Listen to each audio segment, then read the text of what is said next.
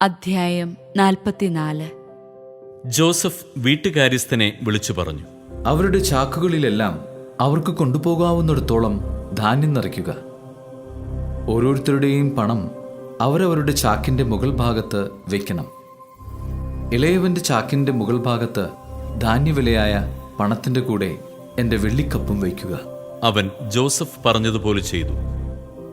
നേരം പുലർന്നപ്പോൾ അവൻ അവരെ തങ്ങളുടെ കഴുതകളോടുകൂടി യാത്രയാക്കി. അവർ നഗരം വിട്ട് അധികം കഴിയും മുൻപ് ജോസഫ് കാര്യസ്ഥനെ വിളിച്ചു പറഞ്ഞു, ഉടനെ അവരുടെ പുറകെ എത്തുക.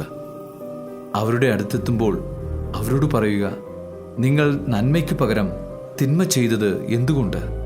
നിങ്ങൾ എൻ്റെ വെള്ളിക്കപ്പ് കട്ടെടുത്തത് എന്തിന്? ഇതിൽ നിന്നല്ലേ എൻ്റെ യജമാനൻ പാനം ചെയ്യുന്നത്? ഇതുപയോഗിച്ചല്ലേ അദ്ദേഹം പ്രവചനം നടത്തുന്നത്? നിങ്ങൾ ചെയ്തത് തെറ്റായിപ്പോയി. അവരുടെ ഒപ്പമെത്തിയപ്പോൾ അവൻ അവരോട് അപ്രകാരം തന്നെ പറഞ്ഞു. അവർ അവനോട് പറഞ്ഞു, യജമാനൻ എന്താണ് ഇങ്ങനെ സംസാരിക്കുന്നത്? അങ്ങയുടെ ദാസന്മാർ ഇത്തരമൊരു കാര്യം ഒരിക്കലും ചെയ്യാൻ ഇടയാകാതിരിക്കട്ടെ. ഞങ്ങളുടെ ചാക്കിൽ കണ്ട പണം കാനാൻ ദേശത്തു നിന്നും ഞങ്ങൾ അങ്ങയുടെ അടുത്ത് തിരികെ കൊണ്ടുവന്നല്ലോ. അപ്പോൾ പിന്നെ ഞങ്ങൾ അങ്ങയുടെ യജമാനന്റെ വീട്ടിൽ നിന്ന് പൊന്നും വെള്ളിയും മോഷ്ടിക്കുമോ? അത് അങ്ങയുടെ ദാസരിൽ ആരുടെ പക്കൽ കാണുന്നുവോ അവൻ മരിക്കണം. ഞങ്ങളെല്ലാവരും യജമാനന് അടിമകളുമായിക്കൊള്ളാം. അവൻ പറഞ്ഞു, നിങ്ങൾ പറയുന്നത് പോലെ ആവട്ടെ. അത് ആരുടെ കയ്യിൽ കാണുന്നുവോ അവൻ എൻ്റെ അടിമയാകും. മറ്റുള്ളവർ നിരപരാധരായിരിക്കും. ഉടൻ തന്നെ ഓരോരുത്തരും താന്താങ്ങളുടെ ചാക്ക് താഴെ ഇറക്കി കെട്ടഴിച്ചു. മൂത്തവൻ മുതൽ ഇളയവൻ വരെ എല്ലാവരെയും അവൻ പരിശോധിച്ചു. ബെഞ്ചമിന്റെ ചാക്കിൽ കപ്പ് കണ്ടെത്തി. അവർ തങ്ങളുടെ വസ്ത്രം വലിച്ചു കീറി ഓരോരുത്തരും ചുമട് കഴുതപ്പുറത്ത് കയറ്റി പട്ടണത്തിലേക്ക് തന്നെ മടങ്ങി. യൂദായും സഹോദരന്മാരും ജോസഫിന്റെ വീട്ടിലെത്തി. അവൻ അപ്പോഴും അവിടെ ഉണ്ടായിരുന്നു.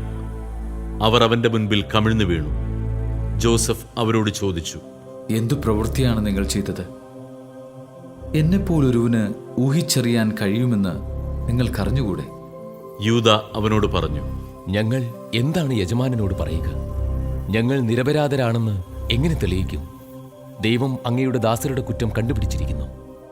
ഇതാ, ഞങ്ങൾ അവിടുത്തെ അടിമകളാണ്, ഞങ്ങളും കപ്പ് കൈവശമുണ്ടായിരുന്നവനും. എന്നാൽ അവൻ പറഞ്ഞു, ഞാൻ ഒരിക്കലും അങ്ങനെ ചെയ്യുകയില്ല. കപ്പ് കൈവശമിരുന്നവൻ മാത്രം എനിക്ക് അടിമയായിരുന്നാൽ മതി. മറ്റുള്ളവർക്ക് സമാധാനമായി പിതാവിൻ്റെ അടുത്തേക്ക് പോകാം. അപ്പോൾ യൂദ അവന്റെ അടുത്ത് ചെന്ന് പറഞ്ഞു, എന്റെ യജമാനനെ ഒരു വാക്കുകൂടി പറഞ്ഞുകൊള്ളട്ടെ. എന്റെ നേരെ അങ്ങ് കോപിക്കരുതേ. അങ്ങ് ഫറവോയ്ക്ക് സമനാണല്ലോ. യജമാനനായ അങ്ങ് ദാസന്മാരോട് നിങ്ങൾക്ക് പിതാവോ സഹോദരനോ ഉണ്ടോ എന്ന് ചോദിച്ചു. അപ്പോൾ ഞങ്ങൾ യജമാനനോട് പറഞ്ഞു, ഞങ്ങൾക്ക് വൃദ്ധനായ പിതാവും പിതാവിന്റെ വാർദ്ധക്യത്തിലെ മകനായ ഒരു കൊച്ചു സഹോദരനുമുണ്ട്. അവന്റെ സഹോദരൻ മരിച്ചുപോയി. അവന്റെ അമ്മയുടെ മക്കളിൽ അവൻ മാത്രമേ ശേഷിച്ചിട്ടുള്ളൂ. പിതാവിന് അവൻ വളരെ പ്രിയപ്പെട്ടവനാണ്. അപ്പോൾ അങ്ങ് അങ്ങയുടെ ദാസരോട് അവനെ എന്റെ അടുത്ത് കൂട്ടിക്കൊണ്ടുവരിക, എനിക്കവനെ കാണണമെന്ന് പറഞ്ഞു. ഞങ്ങൾ അങ്ങയോട് ഉണർത്തിച്ചു, ബാലന് പിതാവിനെ വിട്ടുപോരാൻ വയ്യ. കാരണം അവൻ പോന്നാൽ പിതാവ് മരിച്ചുപോകും. നിങ്ങളുടെ സഹോദരൻ കൂടെ വരുന്നില്ലെങ്കിൽ നിങ്ങൾ ഇനി എന്നെ കാണുകയില്ല എന്ന് അങ്ങ് പറഞ്ഞു. അങ്ങയുടെ ദാസനായ ഞങ്ങളുടെ പിതാവിന്റെ അടുത്തെത്തിയപ്പോൾ അങ്ങ് പറഞ്ഞതെല്ലാം ഞങ്ങൾ അവനെ അറിയിച്ചു. പിതാവ് ഞങ്ങളോട് വീണ്ടും പോയി കുറെ ധാന്യം വാങ്ങിക്കൊണ്ടുവരാൻ ആവശ്യപ്പെട്ടു. ഞങ്ങൾക്ക് പോകാൻ വയ്യ. എന്നാൽ ഇളയ സഹോദരനെ കൂടി അയക്കുന്ന പക്ഷം ഞങ്ങൾ പോകാം. ബാലൻ കൂടെയില്ലെങ്കിൽ ഞങ്ങൾക്ക് അവനെ കാണാൻ സാധിക്കില്ല എന്ന് ഞങ്ങൾ പിതാവിനോട് പറഞ്ഞു. അപ്പോൾ അങ്ങയുടെ ദാസനായ ഞങ്ങളുടെ പിതാവ് പറഞ്ഞു, എന്റെ ഭാര്യ 2 പുത്രന്മാരെ എനിക്ക് നൽകി എന്ന് നിങ്ങൾക്കറിയാമല്ലോ. ഒരുവൻ എന്നെ വിട്ടുപോയി. അപ്പോൾ ഞാൻ പറഞ്ഞു, തീർച്ചയായും അവനെ വന്യമൃഗം ചീന്തി കീറിക്കാണും. പിന്നെ അവനെ ഞാൻ കണ്ടിട്ടില്ല. ഇവനെയും കൊണ്ടുപോയിട്ട് ഇവൻ എന്തെങ്കിലും പിണഞ്ഞാൽ വൃദ്ധനായ എന്നെ ദുഃഖത്തോടെ നിങ്ങൾ പാതാളത്തിൽ ആഴ്ത്തുകയായിരിക്കും ചെയ്യുക. അവന്റെ ജീവൻ ബാലന്റെ ജീവനുമായി ബന്ധിക്കപ്പെട്ടിരിക്കൊണ്ട് ഞാൻ അവനെ കൂടാതെ പിതാവിന്റെ അടുത്ത് ചെന്നാൽ ബാലൻ ഇല്ലെന്ന് കാണുമ്പോൾ അവൻ മരിക്കും. വൃദ്ധനായ പിതാവിനെ ദുഃഖത്തോടെ ഞങ്ങൾ പാതാളത്തിൽ ആഴ്ത്തുകയായിരിക്കും ചെയ്യുക.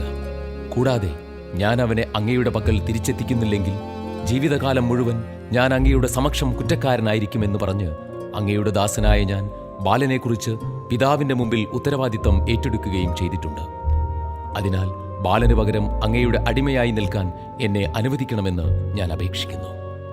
ബാലൻ സഹോദരന്മാരുടെ കൂടെ തിരിച്ചുപോയിക്കൊള്ളട്ടെ.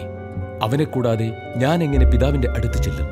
അവന് സംഭവിക്കുന്ന ദുരന്തം ഞാൻ എങ്ങനെ സഹിക്കും?